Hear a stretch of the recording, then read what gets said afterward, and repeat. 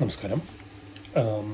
K S R T C super fast ഓടിച്ചിരുന്ന യദുവും Trivandrum mayor ആര്യയുമായുള്ള വാക്കുതർക്കം, പോലീസ് കേസ്, കോടതി നടപടികൾ, ഇതൊക്കെ തന്നെയാണല്ലോ ഇപ്പോൾ ചർച്ചാ വിഷയം. ഞാൻ ആലോചിച്ചിട്ട് ഈ മൊത്ത സംഭവം കുറേ കൂടി നന്നായി കൈകാര്യം ചെയ്യാമായിരുന്നു എന്നാണ് എനിക്ക് തോന്നുന്നത്.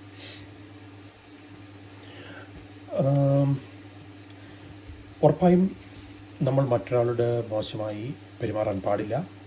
അത് വാക്കുകൊണ്ടായാലും പ്രവൃത്തി കൊണ്ടായാലും. തെറ്റ് ചെയ്തവർ ശിക്ഷിക്കപ്പെടട്ടെ. നമ്മൾ പറയാറുള്ളത് പോലെ നിയമത്തിൻ്റെ വഴിക്ക് പോകട്ടെ. നിയമപാലകർ നിയമം നന്നായി പരിപാലിക്കട്ടെ. Let law take its course. ഇവിടെ സംഭവം ഉണ്ടായ ദിവസം ഇത് പോലീസിൻ്റെ പ്രേരണയാലാകാം, എങ്കിലും മേയറിനെ വിളിച്ച് സോറി പറഞ്ഞത് മാഡത്തിന് എൻ്റെ പ്രവൃത്തികൾ എന്തെങ്കിലും ബുദ്ധിമുട്ടുണ്ടാക്കിയെങ്കിൽ സോറി. അപ്പം അങ്ങനെ ഒരാൾ സോറി പറഞ്ഞപ്പോൾ നമ്മൾ ഒരു പക്ഷേ പ്രശ്നം അവിടെ വെച്ച് പരിഹരിക്കേണ്ടതായിരുന്നു, അല്ലെങ്കിൽ പ്രശ്നം അവിടെ കൊണ്ട് അവസാനിപ്പിക്കേണ്ടതായിരുന്നു എന്നാണ് എനിക്ക് തോന്നുന്നത്. കാരണം നമ്മളെല്ലാവരും ചില അവസരത്തിൽ നമ്മൾ തെറ്റ് ചെയ്യാറുണ്ട്. നമ്മൾ ചിലപ്പോൾ ഒരു ദേഷ്യത്തിൻ്റെ പുറത്ത് ചിലപ്പോൾ കയർക്കാറുണ്ട്, വഴക്കുണ്ടാക്കാറുണ്ട്. പക്ഷേ എങ്കിലും കുറച്ച് കഴിഞ്ഞിട്ട് നമുക്കതിനകത്തോട്ട് അതിലൊരു വിഷമം തോന്നിക്കഴിഞ്ഞാൽ നമ്മളൊരു സോറി പറഞ്ഞു കഴിഞ്ഞാൽ നമ്മൾ ആ പ്രശ്നം അവിടെ വെച്ച് പരിഹരിക്കേണ്ടതാണ് എന്നാണ് എനിക്ക് തോന്നുന്നത്. അപ്പോൾ ഇവിടെ ഒരുപക്ഷെ ആയിരിക്കും പറയാം വേണമെന്നുണ്ടെങ്കിൽ, കാരണം എൻ്റെ മനസ്സിനെ അത്രയധികം വേദനിപ്പിച്ചിരുന്നു. അപ്പോൾ ആ ദേഷ്യം കൊണ്ടാണ് ഞാനും എൻ്റെ കൂടെ ഉണ്ടായിരുന്നവരും ചേർന്ന് ബസ് തടഞ്ഞു നിർത്തിയത്. അപ്പോൾ അത് ഒഴിവാക്കേണ്ടതായിരുന്നു. ഞാൻ കുറച്ചുകൂടി പക്വത കാണിക്കേണ്ടതായിരുന്നു. അതിനും ഒരു സോറി പറഞ്ഞത് കൊണ്ട് ആര്യയുടെ മൂല്യവും കുറയില്ല, ഒരു പക്ഷേ അവരുടെ മൂല്യം കൂടുകയുള്ളൂ എന്നാണ് എനിക്ക് തോന്നുന്നത്. കാരണം അപ്പോൾ അങ്ങനെ ആ രീതിയിൽ നമുക്ക് ഈ പ്രശ്നം രണ്ട് കൂട്ടരും പരിഹരിക്കേണ്ടതായിരുന്നു എന്നാണ് എനിക്ക് ഇതിനെപ്പറ്റി പറയാനുള്ളത്. പിന്നെ നമ്മൾ നോക്കുകയാണെങ്കിൽ സോഷ്യൽ മീഡിയയിലായാലും ചാനൽ ചർച്ചകളിലായാലും നമ്മുടെ ഈ K S R T C ഓടിച്ചിരുന്ന യദുവിനെ പറ്റി വളരെ മോശമായി ചിത്രീകരിക്കുന്നത് കണ്ടു. അപ്പോൾ എനിക്ക് തോന്നുന്നില്ല അദ്ദേഹം അത്രയ്ക്ക് ക്രൂശിക്കപ്പെടേണ്ടവനാണ് അദ്ദേഹം എന്നെനിക്ക് അദ്ദേഹത്തിൻ്റെ അദ്ദേഹത്തിൻ്റെ വാക്കുകളിൽ നിന്നും പ്രവൃത്തികളിൽ നിന്നും എനിക്കങ്ങനെ തോന്നുന്നില്ല. എനിക്കെന്നല്ല, എനിക്ക് തോന്നുന്ന ഒരു പൊതുസമൂഹത്തിലെ പലർക്കും അങ്ങനെ തോന്നുന്നുണ്ടാകില്ല. കാരണം ഞാൻ പറയും, ഒരു ആവറേജ് മലയാളി അല്ലെങ്കിൽ ഒരു ആവറേജ് മലയാളി യുവാവ് ഉണ്ടാകുന്ന തെറ്റുകളും കുറവുകളും മാത്രമേ അദ്ദേഹത്തിനും ഉണ്ടായിട്ടുള്ളൂ, അല്ലെ അദ്ദേഹം അത്തരത്തിലുള്ള തെറ്റുകൾ മാത്രമേ ചെയ്തിട്ടുള്ളൂ എന്നാണ് എനിക്ക് തോന്നുന്നത്. ആ തെറ്റുകളെ ന്യായീകരിക്കുകയല്ല, എങ്കിലും നമ്മൾ പറയാറില്ലേ, തെറ്റ് ചെയ്യാത്തവർ കല്ലെറിയട്ടെ. അപ്പോൾ നമുക്കൊക്കെ മറ്റൊരാളെ അത്രയ്ക്ക് കുറ്റപ്പെടുത്താനോ അത്രയ്ക്ക് മോശക്കാരനായി ചിത്രീകരിക്കാനോ നമുക്കൊക്കെ എന്ത് അർഹതയാണുള്ളത്? അല്ലെങ്കിൽ ഞാൻ പറയും, എനിക്ക് അത്രയ്ക്ക് അർഹതയില്ല.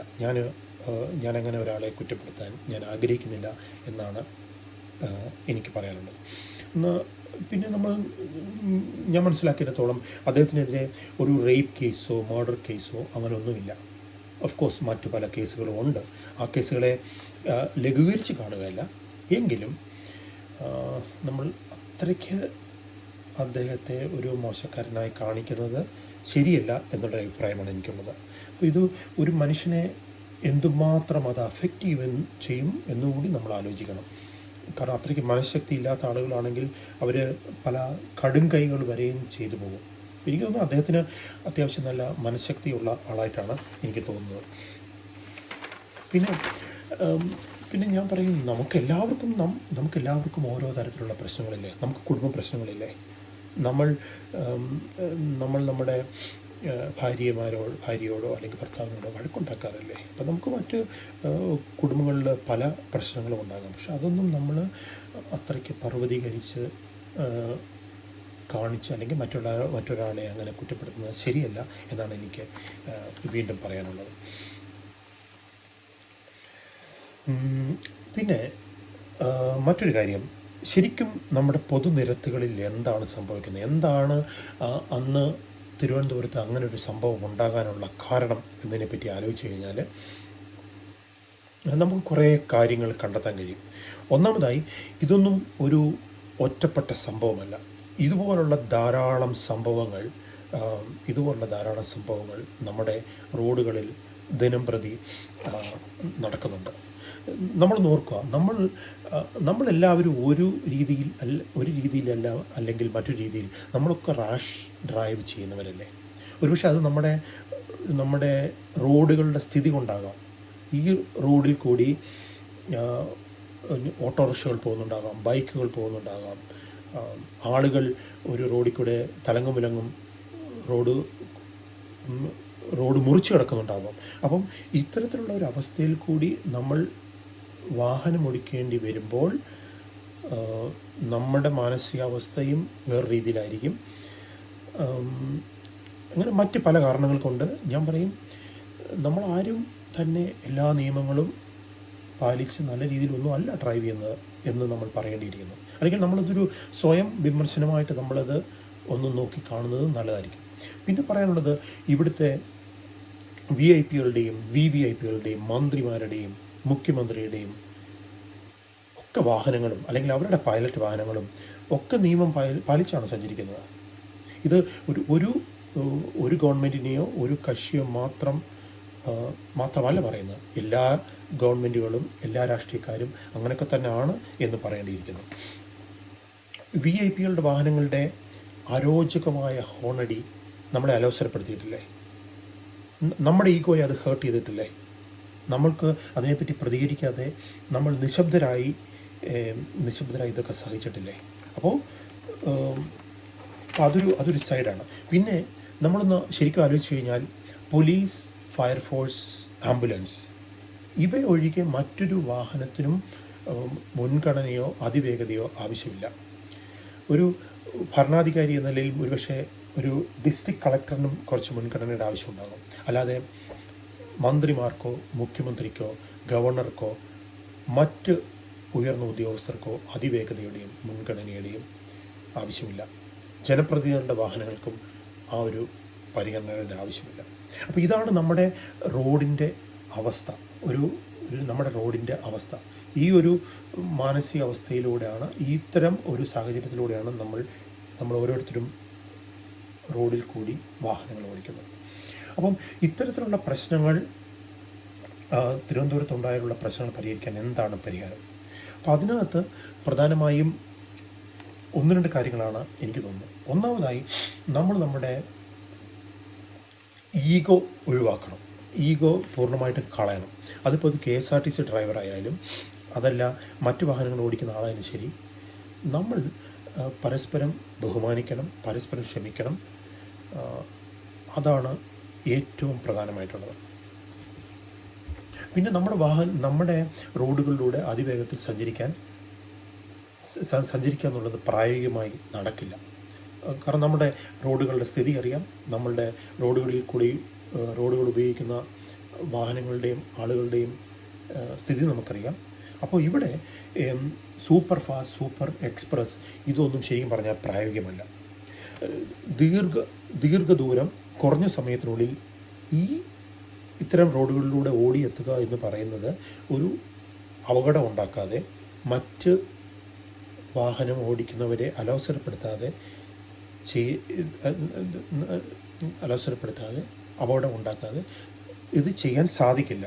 അതാണ് അതിൻ്റെ യാഥാർത്ഥ്യം. അപ്പോൾ ഇവിടെ നമ്മൾ നോക്കുകയാണെങ്കിൽ നമ്മുടെ സിസ്റ്റത്തിൻ്റെ മൊത്തം കുഴപ്പമാണ്, അല്ലാതെ ഒരു ഡ്രൈവറിൻ്റെ മാത്രം കുഴപ്പമാണ് എന്ന് പറയാൻ കഴിയില്ല. അപ്പോൾ ഒന്നുകിൽ നമ്മൾ മികച്ച ഹൈവേകൾ ഉണ്ടാക്കുക, വിദേശ രാജ്യങ്ങളിലൊക്കെ ഉള്ളതുപോലെ വളരെ സ്പീഡിൽ പോകാൻ വേണ്ടി മാത്രം ഒരു പ്രത്യേക റോഡ്, പ്രത്യേക എക്സ്പ്രസ് വേ, ഹൈവേ ഉണ്ടാക്കുക. അതല്ലെന്നുണ്ടെങ്കിൽ നമ്മൾ വന്ദേ ഭാരത് പോലുള്ള ട്രെയിനുകളെ ദീർഘദൂരത്തിന് വേണ്ടി ആശ്രയിക്കേണ്ടിയിരിക്കുന്നു. അപ്പോൾ ഇതുപോലുള്ള സൂപ്പർ ഫാസ്റ്റുകളും സൂപ്പർ എക്സ്പ്രസ്സുകളും നമ്മുടെ റോഡുകളിൽ നിന്ന് ഒഴിവാക്കാം. അപ്പം ഇത്തരം ബസ്സുകൾ ഉണ്ടാക്കുന്ന ട്രാഫിക് പ്രശ്നങ്ങളും നമുക്ക് ഒരു പരിധിവരെ ഒഴിവാക്കാൻ പറ്റും. പിന്നെ മറ്റൊരു കാര്യം ഓർക്കേണ്ടത്, ദിവസം ഈ ഡ്രൈവർ ട്രിവാൻഡ്രത്തു നിന്ന് അതിരാവിലെ 2:30 തൃശ്ശൂരിലേക്ക് യാത്ര പോയതാണ്. അതിനുശേഷം ഏകദേശം 1 മണിക്ക് തൃശ്ശൂരിൽ നിന്ന് ഈ ഉച്ച സമയത്ത് AC ഒന്നുമില്ലാത്ത ഈ വാഹനം തിരിച്ച് ഓടിച്ച് ട്രിവാൻഡ്രത്ത് രാത്രി 10:30 എത്തിക്കൊണ്ടിരിക്കുന്നതേ ഉള്ളൂ. അപ്പം അതാണ് അന്നത്തെ ഒരു അവസ്ഥ, അന്നത്തെ ആ ഒരു ഡ്രൈവറിൻ്റെ അവസ്ഥ. അപ്പോൾ ഒരു ഡ്രൈവിംഗ് എന്ന് പറഞ്ഞാൽ നമുക്കറിയാം വളരെ അലേർട്ട് ആവശ്യമുള്ള ഒരു ജോലിയാണ്. ഇപ്പം നമ്മൾ പറയാറുണ്ടല്ലോ, 8 മണിക്കൂർ ജോലി, 8 മണിക്കൂർ വിശ്രമം, 8 മണിക്കൂർ വിനോദം. അതേസമയം അന്ന് അവിടെ എന്താണ് സംഭവിച്ചത്? 20 മണിക്കൂറോളം തുടർച്ചയായി അദ്ദേഹം വാഹനം ഓടിക്കുമായിരുന്നു. നമുക്ക് വേണമെങ്കിൽ പറയാം 1 മണിക്കൂർ തൃശ്ശൂർ അദ്ദേഹം എന്തെങ്കിലും ഒരു ചെറിയ വിശ്രമം എടുത്തിട്ടുണ്ടാകുമെന്ന്. എങ്കിലും ഇങ്ങനെ 20 മണിക്കൂർ തുടർച്ചയായി ഓടിക്കുക എന്ന് പറയുന്നത് ഒരു സാധാരണ മനുഷ്യന് സാധ്യമായ കാര്യമല്ല. എനിക്കോ നിങ്ങൾക്കോ ഒരിക്കലും അങ്ങനെ ഓടിക്കാൻ പറ്റുമെന്ന് ഞാൻ വിചാരിക്കുന്നില്ല. ഒരു കാറും, ഒരു എത്ര സൊഫിസ്റ്റിക്കേറ്റഡ് കാറാണെങ്കിലും നമുക്ക് ഇതുപോലൊരു യാത്ര ചെയ്യുക അത്ര എളുപ്പമുള്ള കാര്യമല്ല. അപ്പം ഞാൻ പറയുന്നത്, ഒരു ഡ്രൈവിങ്ങിൻ്റെ ഇടയ്ക്ക് നമ്മൾ ടെലിഫോൺ ഉപയോഗിക്കുന്നത് യാത്രക്കാരുടെ സുരക്ഷയ്ക്കും റോഡിലുള്ള മറ്റു വാഹനങ്ങളുടെ സുരക്ഷയ്ക്കും അത് ഒരു ഭീഷണിയാണെന്നുണ്ടെങ്കിൽ, അതിനേക്കാളും ഭീഷണിയാണ് ഒരു ഡ്രൈവർ ഉറങ്ങാതെ 10-20 മണിക്കൂർ വിശ്രമമില്ലാതെ വാഹനം ഓടിക്കുക എന്ന് പറയുന്നത്. അപ്പോൾ അതും നമ്മൾ അഡ്രസ്സ് ചെയ്യേണ്ടിയിരിക്കുന്നു. അപ്പോൾ നമ്മൾ ഓർക്കുക, ഡ്രൈവർ ക്ഷീണിച്ച് ഉറങ്ങിപ്പോകാനുള്ള സാധ്യത കൂടുതലാണ്. അത് അപകടത്തിലേക്ക് നയിക്കാം. അതല്ലെന്നുണ്ടെങ്കിൽ അദ്ദേഹത്തിൻ്റെ അലേർട്ട്നെസ് കുറയാം, ഒരു ശ്രദ്ധയിൽ അത് അഫക്റ്റ് ചെയ്യാം. അപ്പോൾ ഞാനിത് പറയാൻ കാര്യം, ഫോൺ ഉപയോഗിച്ചു എന്ന് കരുതി അദ്ദേഹത്തെ ജോലിയിൽ നിന്ന് പിരിച്ചുവിടാൻ പോകുന്നതായിട്ട് ഒരു വാർത്ത കാണുന്നു. അപ്പോൾ അത് നമ്മൾ തീർച്ചയായും ഒഴിവാക്കേണ്ടതാണ്. ഓഫ് കോഴ്സ് ഫോൺ ഉപയോഗിക്കാൻ പാടില്ലാത്തതാണ്. പക്ഷേ എങ്കിലും നമ്മളതിന് ഒരു വാർണിംഗ് ഒക്കെ കൊടുത്ത് നമ്മൾ ഇത്തരം സംഭവങ്ങൾ ആവർത്തിക്കാതിരിക്കാനുള്ള ഒരു നടപടിയാണ് എടുക്കേണ്ടത്. അതുപോലെ തന്നെ ഇതുപോലുള്ള തുടർച്ചയായിട്ടുള്ള ഡ്രൈവിങ്ങും നമ്മൾ ഒഴിവാക്കേണ്ടതാണ്. അത് നമ്മൾ അധികാരികൾ വേണ്ടുന്ന സ്റ്റെപ്സ് എടുക്കേണ്ടതാണ്. അത് പല രീതിയിൽ നമുക്ക് പരിഹരിക്കാം, തുടർച്ചയായി ഇങ്ങനെ ഓടിക്കാതെ. ഓക്കെ, എന്തായാലും ഈ പ്രശ്നം എങ്ങനെ പരിഹരിക്കാം എന്നതിനെപ്പറ്റി ആലോചിക്കുമ്പോൾ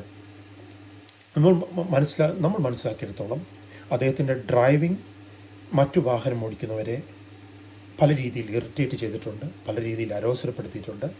അപ്പോൾ അദ്ദേഹത്തിൻ്റെ വാക്കുകളിൽ അതൊന്നും മനഃപൂർവ്വമല്ല എന്ന് പറയുന്നത് നമുക്ക് തന്നെ ഒന്ന് ആലോചിച്ച് കഴിഞ്ഞാൽ അത് മനസ്സിലാക്കാവുന്നതേ ഉള്ളൂ. ഇങ്ങനെ തുടർച്ചയായി 10-20 മണിക്കൂർ വണ്ടി ഓടിക്കുന്ന ഒരാൾ അദ്ദേഹത്തിന് കുറച്ച് സമയത്തിനുള്ളിൽ വളരെ ദീർഘദൂരം ഈ റോഡിൽ കൂടി വാഹനം ഓടിക്കേണ്ടിയിരിക്കുന്നു. അപ്പം ഇത്തരം സന്ദർഭങ്ങളിൽ ഒരുപക്ഷെ അതിൻ്റെയൊക്കെ പ്രതിഫലനമായിരിക്കാം. പിന്നെ റോഡിൽ പലപ്പോഴും വാക്കുതർക്കം ഉണ്ടാകുന്നു. 1-2 സംഭവങ്ങൾ അങ്ങനെ പറയുന്നു. ഒരു നടി അതിനെപ്പറ്റി പറയുന്നു, അങ്ങനത്തെ ഒരു സംഭവം റിപ്പോർട്ട് ചെയ്യുന്നു. പലപ്പോഴും കയർത്ത് സംസാരിക്കുന്നു. പക്ഷേ എങ്കിലും നമ്മൾ നോക്കുകയാണെങ്കിൽ ഒരിക്കലും അദ്ദേഹം അസഭ്യമായി എന്തെങ്കിലും പറയുകയോ ഒരുപക്ഷെ ദേഷ്യപ്പെടുന്നുണ്ടാവും, കയർക്കുന്നുണ്ടാവും, എങ്കിലും അത്രയ്ക്ക് അസഭ്യമായി പെരുമാറുന്നു, ബഹുമാനമില്ലാതെ മറ്റൊരാളോട് സംസാരിക്കുന്നു എന്ന് പറയത്തക്ക തെളിവുകൾ നമ്മുടെ മുമ്പിലില്ല. അദ്ദേഹത്തിൻ്റെ വാക്കുകളിൽ നിന്നും അങ്ങനെയൊന്നും നമുക്ക് കാണാൻ കഴിയുന്നില്ല. അപ്പോൾ എനിക്ക് പറയാനുള്ളത്, ഒരു മനുഷ്യൻ്റെ ജീവിതം നമ്മൾ നശിപ്പിക്കാതെ, അദ്ദേഹത്തിൻ്റെ ജോലി കളയാതെ നമുക്ക് ഈ പ്രശ്നം വളരെ രമ്യമായി പരിഹരിക്കണം. വേണമെങ്കിൽ നമുക്ക് ഓറിയൻറ്റേഷൻ ക്ലാസ്സുകൾ കൊടുക്കാം, അല്ലെങ്കിൽ കുറച്ച് വാർണിങ്ങുകളൊക്കെ കൊടുക്കാം. അങ്ങനെ ഈ പ്രശ്നം പരിഹരിക്കണം. ഏറ്റവും പ്രധാനം നമ്മുടെ നിരത്തുകളിലെ നമ്മുടെ സാഹചര്യങ്ങൾ കൂടുതൽ മെച്ചപ്പെടുത്തേണ്ടിയിരിക്കുന്നു. നമ്മുടെ റോഡിൻ്റെ ടോട്ടൽ പ്ലാനിങ് അല്ലെങ്കിൽ റോഡ് സേഫ്റ്റി, ഇതെല്ലാം നമ്മൾ ഉയർത്തേണ്ടിയിരിക്കുന്നു. Thank you.